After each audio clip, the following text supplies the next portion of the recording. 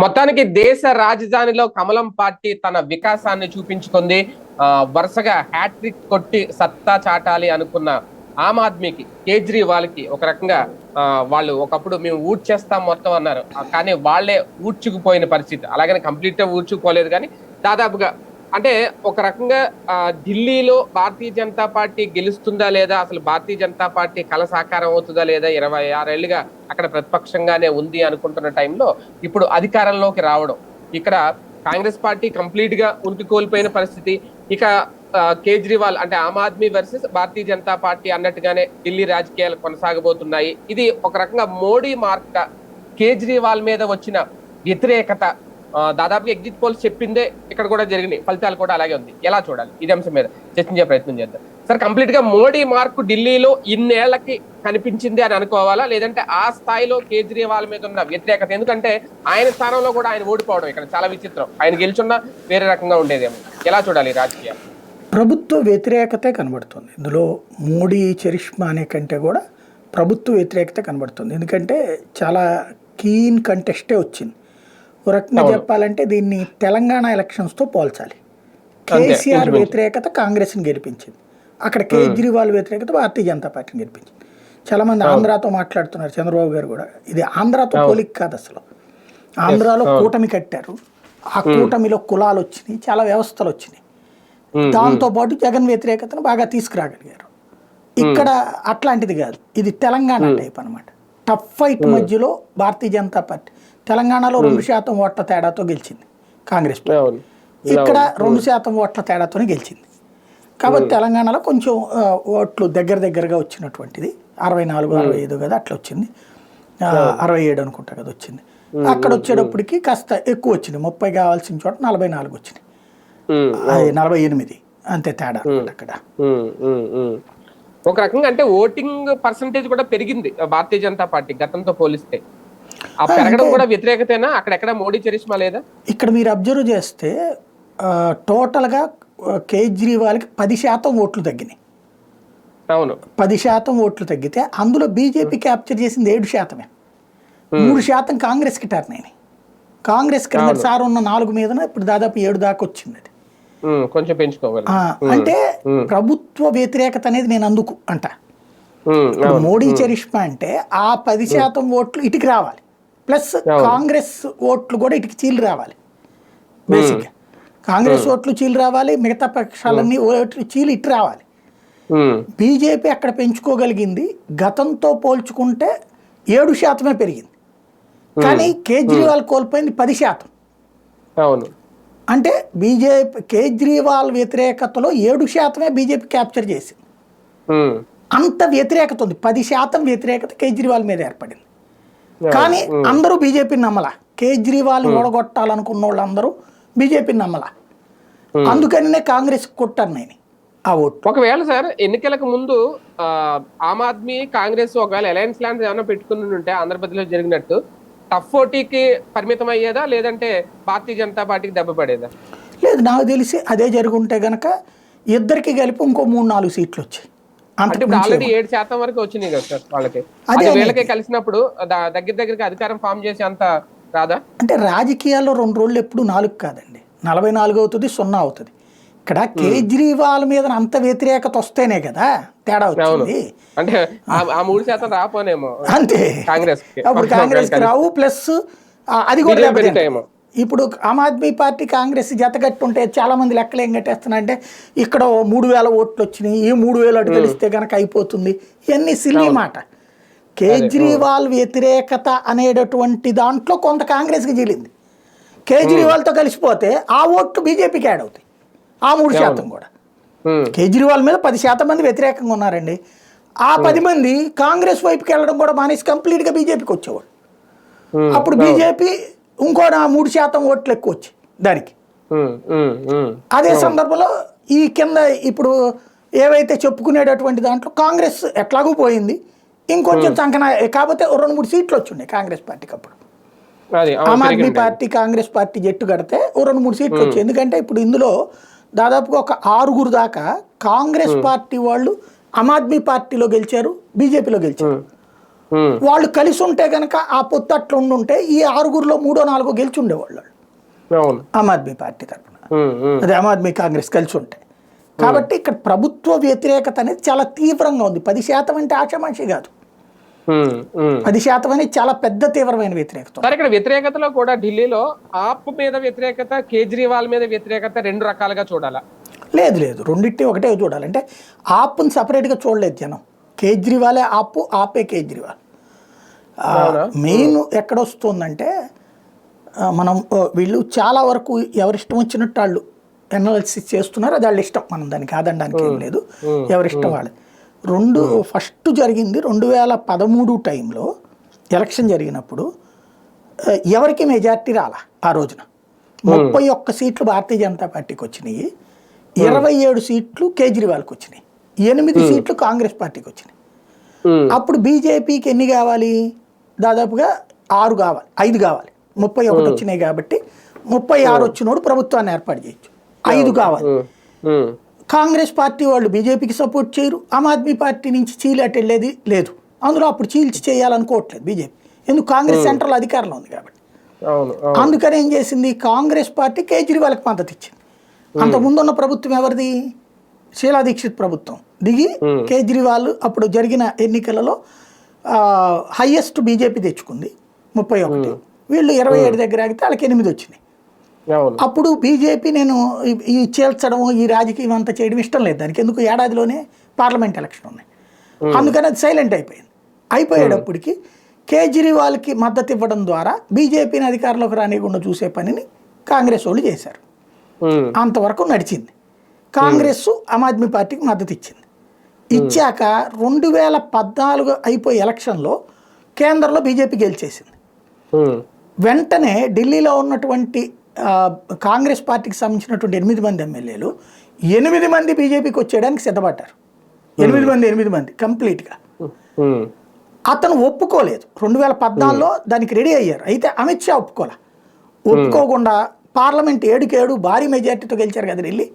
ఆ ఉత్సాహంతో మనం మేజర్ ఎలక్షన్స్కే పోతాం మేము, చేతనైతే కాంగ్రెస్ వాళ్ళు విత్డ్రా చేసుకోండి సపోర్ట్ అని చెప్పాడు. కాంగ్రెస్ వాళ్ళని కవ్వించాడు ఆయన. ఆమ్ ఆద్మీ పార్టీ కేజ్రీవాల్ కూడా కాంగ్రెస్ని కవ్వించాడు, దమ్ముంటే చెయ్యండి అని చెప్పేసి. దాంతో కాంగ్రెస్ విత్డ్రా చేసుకుంది. ఆ విత్డ్రా ఆధారంగా ఎన్నికలు జరిగినాయి. అప్పుడు ఫస్ట్ టైం కేజ్రీవాల్ సంపూర్ణ మెజార్టీతో గెలిచింది.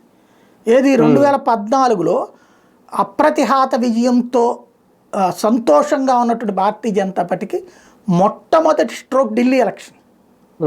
మొట్టమొదటి స్ట్రోక్, దారుణమైనటువంటి స్ట్రోక్. ఎందుకంటే అప్పుడు కూడా ఇప్పటికి మళ్ళీ మహారాష్ట్ర ఎన్నికలు జరిగినాయి. మహారాష్ట్ర ఎన్నికల్లో సంపూర్ణ మెజార్టీ వల్ల సింగిల్ లార్జెస్ట్గా భారతీయ జనతా పార్టీ వచ్చింది అప్పుడు కూడా. అదే సందర్భంలో హర్యానాలో భారతీయ జనతా పార్టీ వచ్చింది, ఘన విజయమే సాధ్యమైంది. ఆ టైంలో జార్ఖండ్లో కూడా గట్టి పట్టే ఉంది. కాశ్మీర్ అప్పుడు ఎన్నికలు లేవు అనుకోండి, ఇప్పుడు మనకి జరిగిన 5 లెక్కల్లో చూసుకుంటే కనుక. ఆ సిచ్యువేషన్లో భారతీయ జనతా పార్టీ అప్పుడు కాశ్మీర్లో కూడా ఇద్దరు కలిసి కదా ప్రభుత్వం ఏర్పాటు చేసింది, ఏది వాళ్ళతో కలిసి ఏర్పాటు చేశారు కదా. అక్కడ గట్టిగానే వచ్చింది. అంటే వరుస విజయాలతో ఉన్న ఉత్సాహంతో ఉంది బీజేపీ. ఆ ఉత్సాహం కొద్దీ ఢిల్లీలో కొట్టేస్తాంలే అనేసి వీళ్ళు విత్డ్రా చేసుకున్నారు. కాకపోతే అక్కడ చేసిన రాంగ్ స్టెప్ ఏంటంటే అమిత్ షా చేసిన అతిపెద్ద రాంగ్ స్టెప్. 14 వ్యూహంలో సక్సెస్ అయిన అమిత్ షా ఢిల్లీలో ఫెయిల్ అయ్యాడు. ఎలాగా? కేజ్రీవాల్ అనే ఫేస్కి ముందు ఇంకొక ఫేస్ని చూపించాలి. అలాంటి క్యాండిడేట్కి ఎదురుగా మన్మోహన్ సింగ్ ఎదురుగుండా మోడీని చూపెడితే గెలిచాం, అట్లాగే కేజ్రీవాల్ ఎదురుగుండా కిరణ్ బేడీని పెడదామని కిరణ్ బేడీని పట్టుకొచ్చారు. అన్నా హజారే ఉద్యమంలోనే కీలక పాత్ర పోషించింది కాబట్టి. కానీ కిరణ్ బేడీ రావడంతో సంస్థాగత నిర్మాణం ఫెయిల్ అయింది. అంటే భారతీయ జనతా పార్టీలో ఉన్న స్థానిక నాయకత్వం తిరగబడింది. ఇన్ని సంవత్సరాల నుంచి మేము కొట్టుకుంటే డాక్టర్ హర్ష కుమార్ అని ఉండేవాడు అప్పుడు, హర్షవర్ధన్ అనేసి, ఆయన అక్కడ కేంద్ర మంత్రిగా కూడా ఉన్నాడు. ఆయన అక్కడ కీలకమైన పాత్ర పోషించి ఆయన సీఎం క్యాండిడేట్. అట్టంటే ఆయన పక్కన పెట్టేసి అర్జెంటుగా ఈవెన్ పెట్టేశారు. కరెక్ట్గా ఎలక్షన్స్ ముందే అనౌన్స్ చేశారు. దాంతో బీజేపీ శ్రేణులన్నీ కకావికలం అయిపోయినాయి, వదిలిపడేశారు. సంఘ పరివార సంస్థలు కూడా వదిలిపడేశారు. దాని పర్యవసానం ఏకంగా 67 సీట్లు కొట్టేశాడు ఆయన. బీజేపీ 3కే పరిమితమైంది, కాంగ్రెస్ 0. అప్పుడే కాంగ్రెస్కి మొట్టమొదటిసారి 0 వచ్చింది. ఆ తర్వాతన కరెక్ట్గా 2020 ఎలక్షన్స్కి ముందు ఏం చేశాడు కేజ్రీవాల్, తెలివైన ఎత్తుగడ వేశాడు. ఉచితాలకు సంబంధించి ఉచిత విద్యుత్తు, అట్లాగే 200 యూనిట్ల వరకు ఉచిత విద్యుత్తు, అప్పటికి స్కూళ్ళు అప్పుడే డెవలప్ చేసింది. అంటే ఎలక్షన్స్కి ఒక 6 నెలలు ఏడాది ముందు స్కూళ్ళును హాస్పిటళ్ళు బాగు చేశారు. అవి అందుబాటులోకి తెచ్చారు. ఈ మహల్లా క్లినిక్స్, తర్వాత ఎడ్యుకేషన్ సిస్టంలో కొన్ని రిఫార్మ్స్ అవి తీసుకొచ్చారు. దాంతో పాటుగా విద్యా సంస్కరణలో భాగంగా ఇక్కడ జగన్మోహన్ రెడ్డి 20% ప్రైవేట్ స్కూళ్ళల్లో రిజర్వేషన్ అన్నాడు చూడండి, విద్యా హక్కు చట్టం కింద. అది ఇస్తే ఫస్ట్ అప్పుడు కోర్టు కూడా ఓకే చెప్పి మొన్న కొట్టేసింది కోర్టు. కానీ అక్కడ ఆ ఎడ్యుకేషన్ చట్టాన్ని తీసుకొచ్చి ప్రైవేట్ విద్యా సంస్థలో పేద విద్యార్థులకి 20% సీట్లు ఇప్పించాడు. అది మధ్య తరగతిలో మంచి పేరు తెచ్చిపెట్టింది కేజ్రీవాల్. పేదలకేమో గవర్నమెంట్ స్కూళ్ళే బాగు చేశాడు. ప్లస్ పేదవాడు మధ్యతరగతి వాడు కార్పొరేట్ స్కూళ్ళల్లో చదవడానికి, అంటే అవతల 1,50,000, 2 లక్షలు, 5 లక్షలు ఫీజులు తీసుకునేటటువంటి కార్పొరేట్ విద్యా సంస్థలో ఏ ఫీజు లేకుండా 20% మంది చేరారు. అక్కడ కోర్టులు మరి అక్కడ విషయంలో జోక్యం చేసుకోలేదు. లేకపోతే మనకు మళ్ళీ ఇక్కడికి ఉన్నంత దిక్కుమాలిన లిటిగేషన్స్ అక్కడ లేవు అనుకుంటా. దాంతో అది నడిచిపోయింది. స్టిల్ నవ్వు అది నడుస్తోంది ఆ సీట్స్. అది ఆయా వర్గాల్లో అతని పట్ల క్రేజ్ పెంచింది. దానికి తోడు ఉచిత బస్సు సదుపాయం, ఇవన్నీ ఎలక్షన్స్కి ఒక ఏడాది ముందు పర్ఫెక్ట్గా చేసుకొచ్చాడు అతను. ఆ ఇంపాక్ట్ అతన్ని 2020 ఎలక్షన్లో మళ్ళీ అధికారంలోకి తీసుకురాగలిగింది. దాని ఇంపాక్ట్ ఇక్కడ అప్పుడు కూడా భారతీయ జనతా పార్టీ ఘన విజయం సాధించినప్పుడు ఢిల్లీలో ఫెయిల్ అవ్వడమైంది. అప్పుడు కూడా 2020 అప్పుడు అమిత్ షా వ్యూహం ఫెయిల్ అయింది. ఎందుకంటే ఫేస్ చూపించలేకపోయారు ఎవరిదనేటటువంటి, అక్కడ దెబ్బతిన్నారు. అయితే ఈ 5 ఏళ్లలో ఇతనిలో ఇగో పెరిగింది కేజ్రీవాల్. ఈ ఇగో ఎట్లా వచ్చేసిందంటే ఇక నన్ను ఎవడు ఓడించలేడు అన్న ఇగోతో పాటుగా ఈలో పంజాబ్ విజయం తీసుకొచ్చినటువంటి అహంకారం కావచ్చు, ఈలోపు తనని కేజ్రీవాల్ని ఇప్పుడు నాబోటోళ్ళం కూడా అభిమానించేవాళ్ళం. ఎందుకంటే ఒక సాధారణ ప్రైవేట్ ఉద్యోగి, ఒక సాధారణమైనటువంటి టీచరు, ఒక సాధారణమైనటువంటి వ్యాపారస్తుడు, వీళ్ళని తీసుకొచ్చాడు రాజకీయాల్లో, ఎమ్మెల్యేలుగా పెట్టాడు, గెలిపించాడు. నాబోటోళ్ళకు కూడా ఒక ఆశ అనిపించింది, భవిష్యత్తులో మనం నేళ్ల నుంచి కొట్టుకుసేస్తున్నాం, ఏదైనా మనం కూడా ఏ పదవి అందుకుంటామేమోలే ఆమ్ ఆద్మీ పుంజుకుంటే అనేటటువంటి ఫీలింగ్ వచ్చింది. ఎందుకంటే ఆమ్ ఆద్మీ సాధారణ ప్రజల నుంచి ఎదిగారు, ఎమ్మెల్యేలు అయ్యారు. 2020 కూడా అట్లాగే చేసుకొచ్చాడు అతను. చాలా మందికి ఆశలు రేకెత్తించాడు అతను. దేశవ్యాప్తంగా విద్యావంతులు మనం కూడా రాజకీయాల్లోకి రావచ్చు, వ్యాపారులు, పారిశ్రామికవేత్తలు, వీళ్ళంతా. ఇంకోటి, అంతకుముందు రాజకీయం అంటే అసహ్యం అనే దశ నుండి నేను ఈ పార్టీ తరపున రాజకీయ నాయకుడిని అని గర్వంగా చెప్పుకునే ఫీలింగ్ తేగలిగాడు అతను. అది అతని ఫెచ్చింగ్, మిడిల్ క్లాస్లో కానీ ఎబో మిడిల్ క్లాస్లో కానీ. పూర్కి అక్కడ సంక్షేమాల వల్ల ఫెచ్చింగ్ అయ్యాడు. 3 వైపుల నుంచి సక్సెస్ కావడం, దానికి తోడు ప్రభుత్వం పాలన సక్రమంగా చేసుకెళ్ళడం అతనికి సక్సెస్ అయింది. ఇది అతనిలో ఇగో తీసుకొచ్చి ప్రధానమంత్రి పదవికి పోటీ పడే క్రమంలో మోడీని టార్గెట్ చేస్తూ, మోడీని టార్గెట్ చేయడం కోసం హిందుత్వాన్ని టార్గెట్ చేశాడు, నెంబర్ 1. రెండవది, కరోనాలో అత్యంత వేస్ట్ ఫెలోగా ముద్రపడిపోయాడు. అడ్మినిస్ట్రేరియల్ ఫెయిల్యూర్. అంతవరకు ఇతను మంచి అడ్మినిస్ట్రేటర్ అని ఉన్న పేరు, IRS కాబట్టి మంచిగా చేస్తుంటాడులే అనుకున్నది పక్కాగా పోయింది. అడ్మినిస్ట్రేషన్ పక్కా ఫెయిల్యూర్. ఎందుకని? ఢిల్లీలో హాస్పిటల్లో సక్రమంగా చేయలేకపోయాడు. ప్రతిదానికి కేంద్రం మీదకి తోసేసి నువ్వు రాష్ట్ర ముఖ్యమంత్రికి ఏమి చేయలేని అసమర్థుడయ్యాడు. ఇప్పుడు మనకి అప్పుడు తెలంగాణ కూడా అప్పుడే ఫెయిల్ అయింది వాస్తవంగా చెప్పాలంటే. ఆంధ్ర సక్సెస్ అయింది అప్పుడే కరోనా. మన కేసీఆర్ దెబ్బతింటంలో కరోనా ఇంపాక్ట్ ఖచ్చితంగా ఉంటుంది. ఆ 2 సంవత్సరాల పాటు సరిగ్గా పట్టించుకోకపోవడం అన్నట్టు. కేజ్రీవాల్ ఫెయిల్యూర్లో అదొకటి కారణమైంది, కరోనా అన్నట్టు.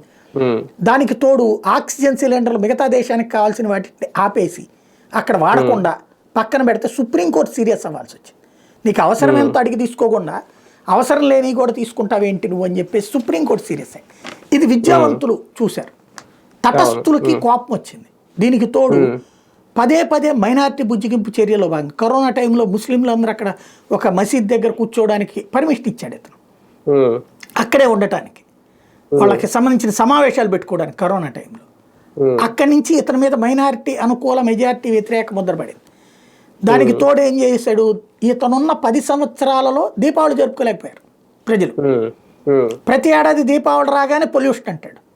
న్యూ ఇయర్కి లేదు పొల్యూషను, ఇతర పండగలు పబ్బాలకి లేదు పొల్యూషను, దీపావళి జరుపుకుంటే పొల్యూషన్ వస్తుంది అంటాడు. ఆ 10 సంవత్సరాల నుంచి ఢిల్లీ ప్రజలు దీపావళి జరుపుకోలేదు ఇతను వచ్చినప్పటి నుంచి, 12 ఏళ్ల నుంచి. అది హిందువుల్లో కూడా క్రమంగా పెరిగి ఈ మధ్యకాలంలో చైతన్యం పెరిగింది కదా. దానికి తోడు ఈ ఢిల్లీ అల్లర్లు, ఈ బంగ్లాదేశ్ నుంచి వచ్చిన వాళ్ళు రోహింగ్యాలు వీళ్ళందరికీ ఇతనే ఇళ్ళు కట్టించి లేకపోతే అక్కడ ఉండటానికి ప్లేస్లు ఇచ్చి, కరెంట్ ఇప్పించి, వాళ్ళకి రాయితీలు ఇప్పించి, మసీదులకి డబ్బులు ఇప్పించి, పైగా వాళ్ళకి ఓటర్ ఐడీలు ఇప్పించి, అవి ఇతనికి పనిచేసినాయి. 15-20 లక్షల ఓట్లు అట్లా యాడ్ అవుతుండే ఇతనికి. అది ఇతను ఇష్టారాజ్యంగా నడుపుకెళ్ళాడు.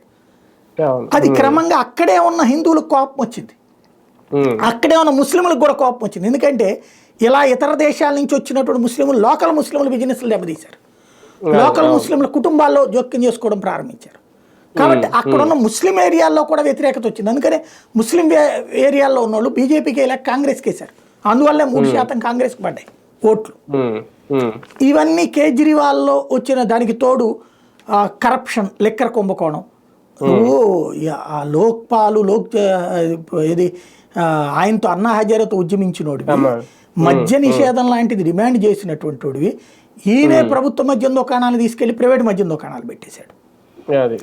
ఇవి ఢిల్లీ ప్రజలు దాని బాధపడి అనుభవించారు, తమ ఇళ్ల దగ్గర తాగి తందనాలు ఆడేటటువంటిది. ఇవన్నీ దానికి తోడు అతిపెద్ద దెబ్బ ఇప్పుడు ఎక్కడ పడిందంటే, ఇతను ఎప్పుడూ కూడా ఢిల్లీలో పారిశుధ్యాన్ని టార్గెట్ చేసి చూపెట్టేవాడు, మంచినీళ్ళు పారిశుధ్యాన్ని. ఈ రెండింటి కేంద్రం వలన ఎందుకంటే భారతీయ జనతా పార్టీ మున్సిపాలిటీలో గెలుస్తుండేది ఎప్పుడు. అక్కడ విచిత్రం ఏంటంటే స్థానిక ఎన్నికల్లో బీజేపీ గెలిచేది, పార్లమెంట్ ఎన్నికల్లో బీజేపీ గెలిచేది. ఈ మధ్యలో అసెంబ్లీ ఎన్నికలు మాత్రం ఓడిపోతా వచ్చేది. దాంతో లా అండ్ ఆర్డర్ కేంద్రం అనేసి బీజేపీని తిట్టి వదిలేసేవాడు, తనే క్రియేట్ చేసేవాడు లా అండ్ ఆర్డర్. ఈ పద్దాక రైతులు తీసుకొచ్చి ఉద్యమాలు చేయించింది ఇతనే. ఒకప్పుడు ఏం చెప్పేవాడు, పంజాబ్ హర్యానాల వల్ల ఢిల్లీ పొల్యూషన్ అన్నాడు. పంజాబ్ ప్రభుత్వం ఇతను ఏర్పడ్డాక ఉట్టి హర్యానా అని చెప్తున్నాడు. దానికి తోడు యమునలో విషం వాళ్ళు కలిపారని చెప్పుకొచ్చాడు. ఇవన్నీ క్రమంగా ఏంటంటే సెంటిమెంటల్గా హిందువుల్ని హత్య చేయడం, ఢిల్లీ ప్రజల్ని హత్య చేయడం, ఇది పెరిగిపోతా వచ్చింది. అది విరక్తి చెందినటువంటి ప్రజలు కేజ్రీవాల్కి చూపించినటువంటి ఒక దారి, ఎగ్జిట్ దారి ఇదని చెప్పాలి. సరే, ఒక రకంగా ఇది అసలు సిసలైన డబుల్ ఇంజన్ సర్కారు అని అనుకోవాలా? ఢిల్లీలో భారతీయ జనతా పార్టీ అధికారంలోకి రావడం ఎవరికి థ్రెట్? ఖచ్చితంగా ఇది డబుల్ ఇంజన్ కూడా త్రిబుల్ ఇంజన్ సర్కార్ కాబోతుంది. ఇది ఎట్లా అంటే ఇప్పుడు వాస్తవంగా మున్సిపల్ కార్పొరేషన్ ఎన్నికల్లో మేయర్ స్థానం వీళ్ళకుంది ఆమ్ ఆద్మీ పార్టీ. ఇద్దరికి మధ్య 2 సీట్లే తేడా, 2 కార్పొరేటర్ పోస్టులే తేడా. అయితే అక్కడ ఎమ్మెల్యేలకి ఎంపీలకు కూడా ఓటు హక్కు ఉంటుంది. 7 ఎంపీలు బీజేపీకి వచ్చినా ఎమ్మెల్యేలు 14 మంది వీళ్ళు ఉన్నారు. దాని మూలంగా రాజ్యసభ సభ్యులు కలిపితే 17 మంది దాకా వీళ్ళు ఉన్నారు. అందువల్ల ఇప్పటిదాకా కూడా కార్పొరేషన్లో మేయర్ ఆమ్ ఆద్మీ పార్టీదే అయ్యింది. ఇప్పుడు ఏమవుతుందంటే అవిశ్వాస తీర్మానం పెడతారు వీళ్ళు. రెండవది ఏంటంటే ఇప్పుడు వీళ్ళకి 14 ఎమ్మెల్యేలు వీళ్ళోళ్ళు వచ్చారు కదా, ఢిల్లీ ఓట్లు ఉండేటటువంటిది. అది దాంతో పాటుగా ఎంపీలు వీళ్ళ దగ్గరే ఉండే. కాబట్టి ఇప్పుడు వీళ్ళకంటే 7-8 కార్పొరేషన్ ఓట్లు ఎక్కువగా బీజేపీకి ఉన్నట్టు ప్రజెంట్. కాబట్టి కార్పొరేషన్ కూడా వీళ్ళే క్యాప్చర్ చేస్తారు పొద్దున బీజేపీ వాళ్ళు. ఇది త్రిపుల్ ఇంజన్ సర్కార్ అవుతుంది అనమాట. ట్రిపుల్ ఇంజిన్ సర్కార్. సార్, దేశవ్యాప్తంగా ఏమన్నా ఒక సంకేతం వచ్చిందా? కూటమి కడితే ఓకే, సింగిల్ గా ఉన్న ప్రాంతీయ పార్టీలకి danger bells మోగించబోతుంది Bharatiya Janata party అని ఈ గెలుపుతో? ఇక్కడ బేసిక్ గా దేశవ్యాప్తంగా ఒక్కొక్క ఏ రాష్ట్ర పరిణామం ఆ రాష్ట్రమే చూడాలి. ఇప్పుడు అలాగనే తెలంగాణలో ఎవరితో జట్టు గట్టికి గెలవలేదు కదా, అది సిపిఐ వాళ్ళది పెద్ద జట్టు అనడానికి కూడా ఏం లేదు అక్కడ. బేసిక్ గా కర్ణాటకలో ఏ జట్టు పెట్టి గెలిచింది అంటే తెలంగాణ అంటే అక్కడ జాతీయ పార్టీయే కాబట్టి జాతీయ పార్టీ వర్సెస్ జాతీయ పార్టీ, ప్రాంతీయ పార్టీలకు అట్లా కాదు కదా. అక్కడ ప్రాంతీయ పార్టీ వర్సెస్ జాతీయ పార్టీగా తెలంగాణలో జరిగింది, బీఆర్ఎస్ వర్సెస్ కాంగ్రెస్ జరిగింది. అవును, ఇక్కడ అంతే. అక్కడ జాతీయ పార్టీ అధికారంలో ఉంది కాబట్టి రేపు పొద్దున మళ్ళీ జాతీయ పార్టీ తోటే బీజేపీ ఢీకొంటది. అట్లా చెప్పడానికి ఏముండదు. ప్రాంతీయ పార్టీ ఇప్పుడు బీఆర్ఎస్ స్ట్రాంగ్ అయితే కనుక రేపు వాళ్ళతో పోటీ పడాల్సి వస్తుంది. ఇప్పుడు ఒక్కొక్క రాష్ట్రం రాజకీయం ఒక్కొక్క రకంగా ఉంది. ఒక్కటి ఇప్పుడు కేజ్రీవాల్ తర్వాత కేసీఆర్ వీళ్ళు భారీ మెజార్టీలతో ఓడిపోలేదు. మనం గుర్తుపెట్టుకోవాల్సింది అది 2% ఓట్ల తేడాతోనే. అంటే వీళ్ళ వ్యవహార శైలి మీద కోపంతో ఓట్లేశారు నెగిటివ్గా. వీళ్ళనేమి ప్రజలేమి అసహించుకోవట్లా, కోపగించుకున్నారు. ఉమ్, కోపగించుకోవడం వేరు, అసహించుకోవడం వేరు. చచ్చిన ఈయన అవును. జీవితంలో రానియకూడదు అనుకోవడం, అసహించుకోవడం. అవును. కోపగించుకోవడం ఏంటంటే మనం ఆశించింది ఏంటి, రిట్ట చేస్తున్నాడు ఏంటి అనేది ఉంటుంది. మందలింపు లాంటిది ఇది. ఉమ్, కాబట్టి ఉమ్, ఒకటి జాతీయ స్థాయి రాజకీయాలకి ఇప్పుడు కేసీఆర్ పక్కకి వెళ్ళిపోయినట్టే, ఇతను కూడా పక్కకి వెళ్ళిపోయినట్టే ఇప్పట్లో. ఇంకా అదే. ప్రధానమంత్రి అభ్యర్థి అనే ఆప్షన్ కోల్పోయాడు కేజ్రీవాల్. మెయిన్ అది. ఇంకా ఇక ఆ ఛాయిస్ పోయింది. ఇప్పుడు మళ్ళీ ముందు ఇక తను ఢిల్లీలో సెటిల్ అవ్వడానికే ప్లాన్ చేసుకోవాలి. అవును. అంతకు మించి ఢిల్లీ, పంజాబ్ వీటి మీదనే కాన్సన్ట్రేట్ చేసి కూర్చోవాలి. దానికి తోడు కేజ్రీవాల్కి ఓ రకంగా ఈ డీప్ స్టేట్ బ్యాచ్ ఫండింగ్ ఎక్కువ ఉంటుంది, సోరోస్ బ్యాచ్, యుఎస్ఐడు వీటి నుంచి వచ్చే డబ్బులు. ఇప్పుడు ఆ ఫండింగ్ ఆగిపోయింది. ఇప్పుడు పార్టీ నడపాలంటే అడ్మినిస్ట్రేషన్ పరంగా ఒకటి ఇప్పటిదాకా ఢిల్లీ ప్రభుత్వం చేతిలో ఉండటం, ఢిల్లీ ప్రభుత్వం చేతిలో ఉండడం వల్ల ఏడాదికి 700 కోట్ల రూపాయలు మీడియా ఖర్చు పెట్టేవాడు అడ్వర్టైజ్మెంట్లకి. నేషనల్ మీడియాకి అతను ఇచ్చిన యాడ్లు భారతదేశంలో ఏ రాష్ట్ర ప్రభుత్వం కాదు, కేంద్ర ప్రభుత్వం కూడా ఇవ్వాలి. అంతంత పోసాడు. ఇప్పుడు లేదు, డబ్బులు అంతంత ఇవ్వలేడు. వాళ్ళు ఇతను నెత్తిన పెట్టుకుంటారా? నెంబర్ 1. రెండవది ప్రింట్ మీడియా కూడా ఇప్పుడు ఏ రాజకీయ పార్టీలకు అనుగుణంగా కార్యకర్తలాగా తయారైపోయింది. ఇంకెతనే ఉంటుంది సోషల్ మీడియా పరంగా ఇతను ప్రస్తుతానికి నమ్ముకోవాలి. ఇంతకుముందు సోషల్ మీడియా పరంగానే సక్సెస్ అయ్యాడు అతను. ఈ మధ్యన పవర్లోకి వచ్చాక పక్కన పెట్టేశాడు, లైట్ తీసుకున్నాడు. ఇప్పుడు మళ్ళీ సోషల్ మీడియాని అడ్డు పెట్టుకుని పైకి రావడానికి ట్రై చేస్తాడు. సార్ ఫైనల్ గా బాబు గారు అన్న మాటలను, ఆ వ్యాఖ్యలు అంటే అది ఎంతవరకు పరిగణలో తీసుకోవాలన్నది ఒకటి. నిజంగా కేజ్రీవాల్ అక్కడ ఎలా వ్యవహరించారో, సంక్షేమానికి ఎలా ఇంపార్టెన్స్ ఇచ్చారో మీరు ఇప్పుడు అన్నట్టు సోషల్ మీడియాకి, అలాగే జగన్మోహన్ రెడ్డి గారికి కూడా ఇక్కడ ఇంతకు ముందు అధికారులు రాకముందు సోషల్ మీడియాకి అలాగే ఇంపార్టెన్స్ ఇచ్చారు. ఇక్కడ కూడా సంక్షేమం బటన్లో కూడా దీని మీదే దృష్టి పెడితే ప్రజలు ఇలాంటి వాళ్ళని ఇగ్నోర్ చేస్తున్నారా? ఇక్కడ మనం అంచనా వేసేటప్పుడు కరెక్ట్గా ఉండాలండి. చంద్రబాబు గారు అంచనాలో ఫెయిల్యూర్ ఏంటంటే సంక్షేమాలకు దూరం పెట్టడం కాదు, బటన్ నొక్కలకు దూరం పెట్టడం కాదు, బటన్ నొక్కని కేజ్రీవాల్ పక్కన పెట్టారు. ఇక్కడ వాళ్ళు ఇచ్చిన హామీ ఎవరో తెలుసా? బీజేపీ మనిషికి 2000 ఇస్తానంది. అవును. కేజ్రీవాల్ కరెక్ట్గా నెల ముందు చెప్పాడు ఆ మొక్క, అందువల్ల దెబ్బతిన్నాడు. అదే ఒక 5 నెలల ముందు నుంచి కనుక అతను నెలకింత డబ్బులు ఇవ్వగలిగి ఉంటే, ఇప్పుడు మధ్యప్రదేశ్, రాజస్థాన్, ఛత్తీస్గఢ్లో నెలవారీ డబ్బులు ఇవ్వట్లేదు, అక్కడ బీజేపీ ప్రభుత్వాలే కదా, బటన్ నొక్కడే కదా అక్కడ చేస్తుంది.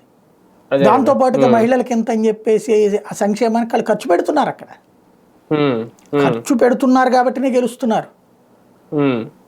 ఇక్కడ ఇప్పుడు మనం మేమేమి ఇవ్వక్కర్లేదు, లేకపోతే మేము ఇస్తుంది ఎక్కువ అనేటటువంటి అహంకారం దెబ్బతీస్తుంది. కేజ్రీవాల్ అట్లాగే అనుకున్నాడు, మనం స్కూల్ ఇచ్చేసాం, హాస్పిటల్ ఇచ్చేసాం, ఇంకే ఉందిలే ప్రాబ్లం అనేది.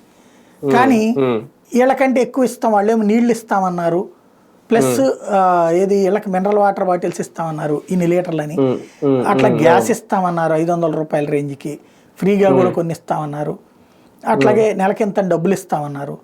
ఆ హామీలను నమ్మినే గెలిపించారు అనుకోవచ్చు కదా ఆ లెక్కన. అదే కదా, హామీలు అయితే ఇచ్చారు, వీళ్ళు ఇచ్చారు, వాళ్ళు ఇచ్చారు. Right right. చూద్దాం. మొత్తానికి ఢిల్లీలో కమలం మరొకసారి జెండా ఎగరవేసింది దాదాపుగా 26 ఏళ్ళ తర్వాత. కాకపోతే ఇక్కడ నుంచి ఎలా ఉండబోతున్నాయి రాజకీయాలు అనేది, అలాగే ఒక కేజ్రీవాల్కి ఒక ఇన్సెక్యూర్డ్ సంకేతం, ఆయన రాజకీయ భవిష్యత్ ఏంటి, ఎలా ఉండబోతుంది అనేది, అలాగే ఆమ్ ఆద్మీ కూడా ప్రస్తుతం ప్రధాన ప్రతిపక్ష హోదాలో ఉన్న తర్వాత భవిష్యత్ రాజకీయ పరిణామాలు ఎలా మారుతాయి, ఇవన్నీ వేచి చూడాల్సి